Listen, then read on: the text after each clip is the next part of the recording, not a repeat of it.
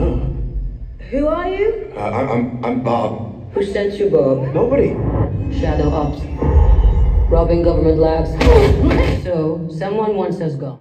Welcome back, everyone. It's Charlie. Marvel released more of the Thunderbolts recently, and a lot of you have been asking about their plans for the Sentry character, how they're going to deal with such a powerful character from the comics. Really hoping we get to see Sentry versus Hulk in the future of the MCU after Secret Wars. David Harbour, who plays Red Guardian, was also talking about the asterisk in the title that everyone's been crafting theories for. We have a pretty good idea of what's going on there. It's part of Marvel's long-term plan for the team, the characters they'll be bringing back in future movies like Avengers 5, all the movies happening after Secret Wars. So we'll break it all down. If you're brand new to the channel, be sure to subscribe to get all the videos. Big reminder, a bunch of Scarlet Witch stuff happening during the Agatha series. Episodes start tonight. I will be doing videos for that. They'll post Wednesday morning, so be sure to enable alerts for my channel so you don't miss any of that. But none of that stuff will be connected directly to what's happening with Thunderbolts and Sentry. That's like a completely different storyline, more connected to what's happening with the Avengers characters. But in the Thunderbolts trailer that I put at the beginning of this, you get a couple good scenes of them all meeting Sentry for the first time. They have no idea who he is or what he is, and he has no idea who they are. The team does not exist at the beginning of the movie. None of the Thunderbolts characters know who any of the other characters are either. The whole reveal of the Sentry in the MCU is all part of Val's secret plan in the movie to kill all of them, hoping that either the Sentry kills them or they kill each other, thinking that each other are hostiles. With a couple exceptions of the more public characters, nobody in this group here knows who the others are. Like, for instance, Yelena Belova knows who Red Guardian is because they have history together, and he becomes one of the Thunderbolts. They all know who U.S. Agent is because he's very publicly disgraced and kicked out of the military discharge, so they know about that because it was covered by the news very widely when it happened. But otherwise, none of the characters really know each other and have not met each other. Val's been using all of them in a very compartmentalized kind of way, so none of them know about the missions that each other have been going on for her, or that they've all been working for Val. As you can see, the MCU version of the Sentry going to be different from the comic book Sentry in a couple big ways. It's Lewis Pullman playing the character. You probably remember him from Top Gun Maverick. He calls himself Bob when he's talking about the Sentry. His real name is Robert Reynolds from the comics. So he's going from playing one Bob to another Bob.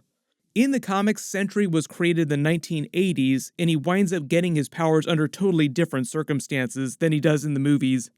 Comic book Robert Reynolds was a junkie looking for another fix, broke into a random laboratory looking for drugs. What he found was the Golden Sentry Serum, which was an evolution of the Super Soldier Serum as part of the Weapons Plus program. The US government had been trying to create a better version of the serum for the past 40 plus years since the first Captain America.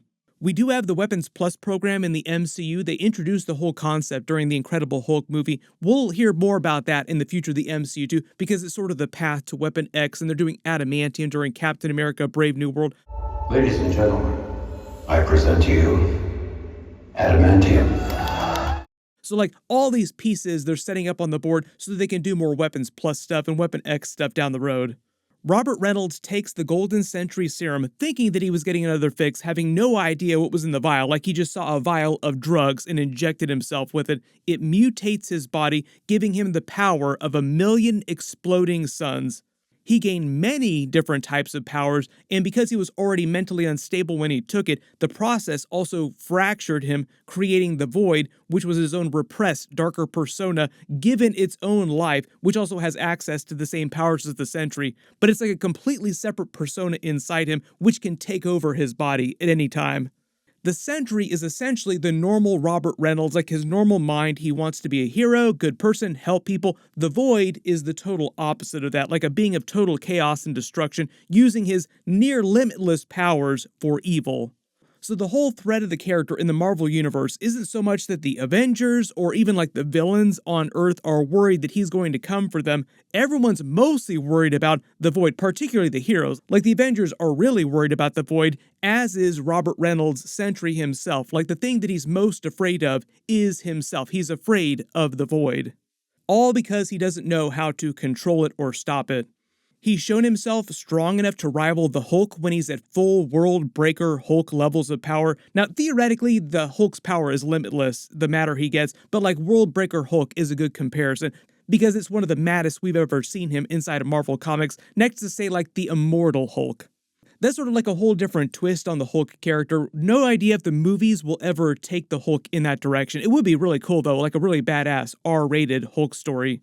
Sentry also has reality warping powers, not quite as strong as Scarlet Witch's reality warping, but he's been able to affect the entire planet with them. He can fly, he has molecular manipulation, meaning he can restructure molecules like Scarlet Witch using the Hex to create things.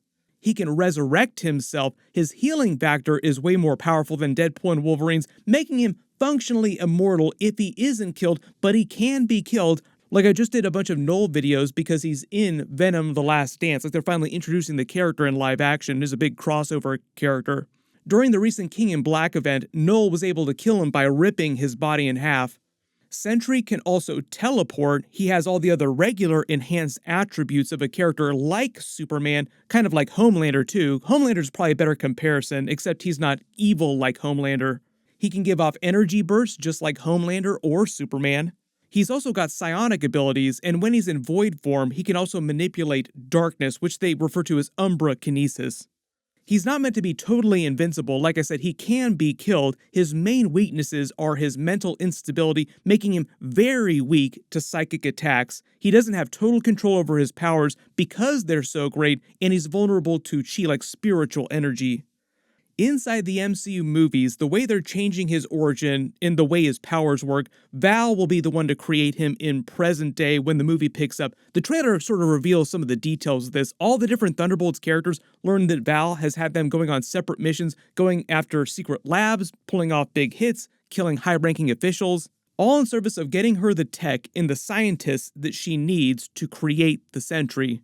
MCU Robert Reynolds is still meant to be mentally unstable when he goes through this process, but they're depicting the Void in a totally different way from the comics, and they're not giving him every single one of his comic book powers, especially the crazier ones. So part of the question people have been asking about this movie is there's no way the Thunderbolts characters would have any chance of beating Sentry in an actual fight. None of them have any of the powers they would need that he's weak against.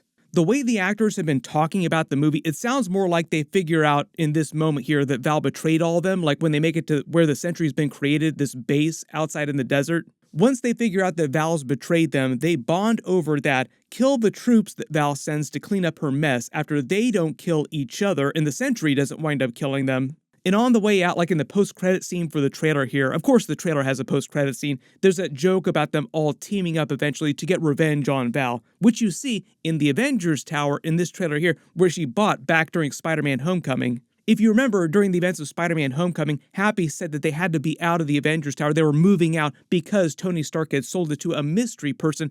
Turns out that mystery person is Val, because who would have that kind of money in the MCU? Only a couple people, and she basically is the head of the CIA, so she's using money from the government, essentially, to buy the Avengers Tower. That's part of a whole different subplot in the asterisk in the title. We'll talk about that later in the video. There are a couple solid scenes of Sentry in the trailer. Notice we see him facing off against Val's goon squad, who empty their clips on him. Notice all the bullet holes, but no blood, because he's near invulnerable, like the Hulk. One of the big changes to his powers, though, I think they will not give him his reality warping abilities or teleportation or psionic abilities at first. Maybe he'll eventually develop some of those over time, but for instance, I don't think they want too many reality warpers inside the MCU. Like Scarlet Witch is the real big one. Her son Billy, played by Joe Locke in teenage form, will be like the next big one. If you haven't read any of the Young Avengers comics or any comics that feature the Wiccan character, his powers are basically the same as Scarlet Witch's, but his magic is coated blue, not red like hers, but their powers work the same way. We'll see that start to bear out in the MCU version through the Agatha episodes. Like, he won't start the series with every single one of his abilities or knowing every single thing about himself. That'd be part of the mystery of the show, like the mystery of him discovering who he really is and what's going on with Scarlet Witch. At least when they start out with the Sentry in the MCU here, he'll have the power to rival the most powerful form of the Hulk, but they're starting out using him more like a dark parody of Superman, kind of like Homelander, if he weren't such a douchebag.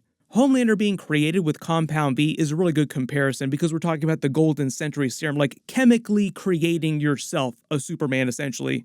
Homelander isn't nearly as powerful as the Sentry, and they are both mentally unstable, but the big difference really is that Homelander is fully aware that he is doing bad things, actively trying to be villainous. Sentry, on the other hand, wants to be good. He wants to be a hero, use his powers for the betterment of mankind. The Void would be more like the Shadow Demon level version of Homelander if he were way more powerful. And if when Homelander was doing evil things, like he physically changed form to do those things. What it seems like the movie is doing is more of a commentary on mental health. Like all the characters in the trailer talk about their mental problems that they're dealing with, and they work through them over the course of the film as they all start to help each other. During the movie, I believe the way the team stops the Void, or like the threat of the Void, is by becoming friends with Sentry and helping him deal with his own emotional trauma, because there's no way they'd actually win in a drag-out, knockdown fight. He would end that fight before it even started. That's how fast and powerful he is. So part of the idea is they help him work through his trauma, like it'd be like the other Avengers trying to help Robert Reynolds deal with his own mental problems.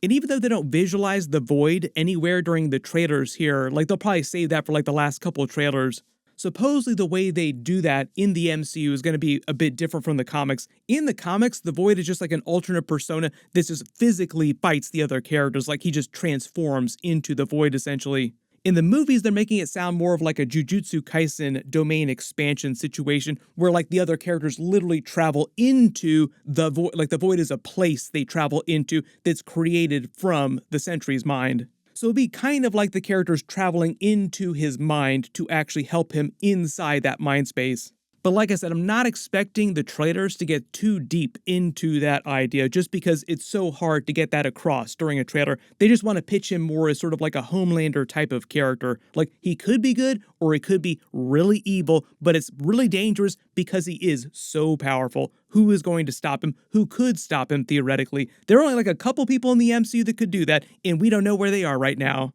Hopefully Captain America Brave New World will also clarify some of that too. Like, where is the Hulk Bruce Banner right now? Where are the other big Avengers characters that have survived into present day? Like, what is Thor doing right now?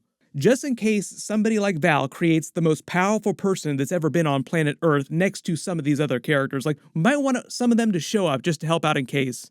When it comes to the asterisk in the title, Kevin Feige actually talked about this at Comic-Con, but David Harbour was joking about the fact that it was actually added later in production. So the big theory is that the Thunderbolts is just a temporary name. The asterisk denotes that they will eventually change the name and they themselves, like the team, will become the new Dark Avengers.